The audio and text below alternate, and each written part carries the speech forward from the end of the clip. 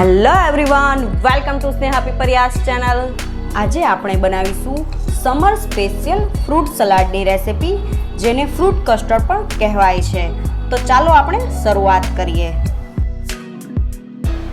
જો મારી રેસિપી પસંદ આવે તો વિડીયોને લાઈક અને શેર જરૂરથી કરો, મારી ચેનલને સબસ્ક્રાઈબ કરો અને સાથે મને મારા ફેસબુક પેજ સ્નેહાપીપરિયા વ્લોગમાં પણ ફોલો કરો.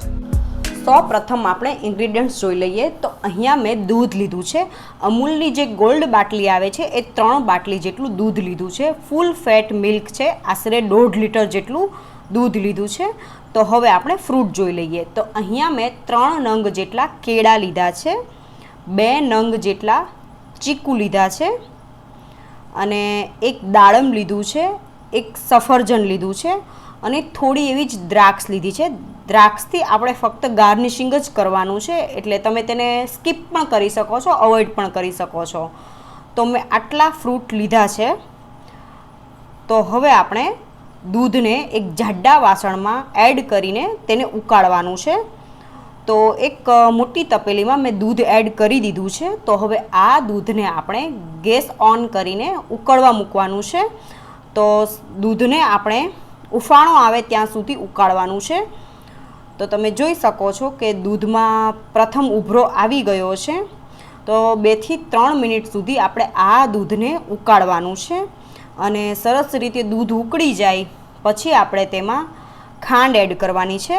તો મેં અહીંયા પોણો બાઉલ જેટલી ખાંડ લીધી છે. આશરે 10 થી 11 ચમચી જેટલી ખાંડ છે. તમે તમારા ઘરમાં જે હિસાબે ગળપણ ખાતા હોય એ રીતે તમે ખાંડ એડ કરી શકો છો. તો મેં અહીંયા પોણો બાઉલ જેટલી ખાંડ એડ કરી છે અને હવે મેં અહીંયા અલગ બાઉલમાં અડધો બાઉલ જેટલું ઠંડુ દૂધ લીધું છે. તેમાં આપણે કસ્ટર્ડ પાવડર ઉમેરવાનો છે. તો સારી બ્રાન્ડનો કસ્ટર્ડ પાવડર લેવાનો છે આપણે. તો મેં 2 ચમચી જેટલો હું તેમાં કસ્ટર્ડ પાવડર એડ કરું છું. કસ્ટર્ડ પાવડર હંમેશા ઠંડા દૂધમાં જ એડ કરવાનો છે. તો હું 2 ચમચી જેટલો કસ્ટર્ડ પાવડર એડ કરું છું અને તેને સરસ રીતે મિક્સ કરી લેવાનું છે, જેથી કોઈ લમ્સ ના રહે એવી રીતે આપણે મિક્સ કરવાનું છે.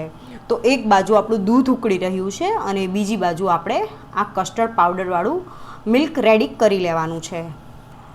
તો હવે આ કસ્ટર્ડ પાવડરવાળું જે દૂધ રેડી કર્યું છે તેને આપણે ઉકળતા દૂધમાં એડ કરી દેવાનું છે.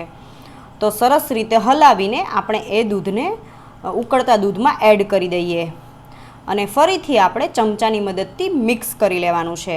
આપણે થોડું દૂધને ઘાટું બનાવવાનું છે, એટલે થોડીવાર આપણે ઉકાળીશું. અને હવે આપણે તેમાં કેસર એડ કરવાનું છે. કેસર નાખવું ઓપ્શનલ છે, પરંતુ કલર પણ સારો આવે છે અને ટેસ્ટ પણ સારો આવે છે, એટલે હું થોડું એવું જ કેસર એડ કરું છું. તો કેસર એડ કર્યા પછી આપણે 1 થી 2 મિનિટ સુધી દૂધને સરસ રીતે ઉકાળવાનું છે, જેથી સરસ યલો કલર દૂધમાં બેસી જાય. અને કસ્ટર્ડ પાવડર આપણે એડ કર્યો છે એટલે બહુ સરસ ફ્લેવર આવશે દૂધમાં. તો 1 થી 2 મિનિટ ઉકાળ્યા પછી આપણે ગેસની ફ્લેમ બંધ કરી દેવાની છે. તમે જોઈ શકો છો કે સરસ લાઇટ યલો કલરનું આપણું દૂધ થઈ ગયું છે.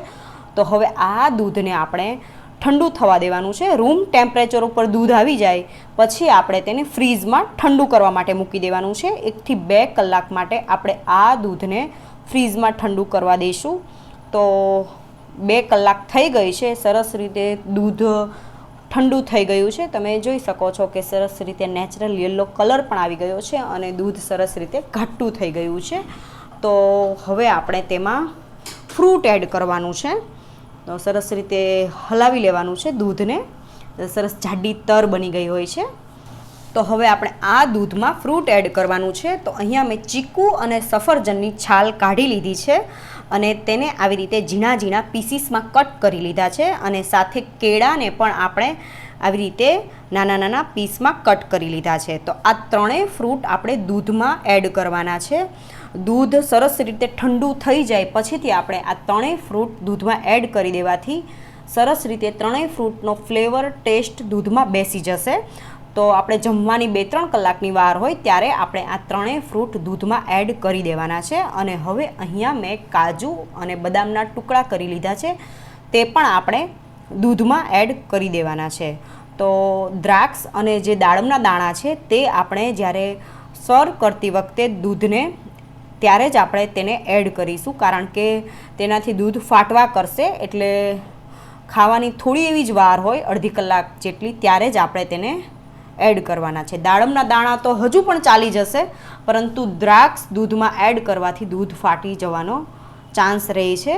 તો હવે આપણું દૂધ રેડી છે, તો મેં એક સર્વિંગ બાઉલમાં તેને કાઢી લીધું છે અને હવે હું તેમાં દાડમના દાણા એડ કરી દઉં છું અને ફક્ત ગાર્નિશિંગ માટે જ હું તેમાં લીલી દ્રાક્ષ એડ કરું છું.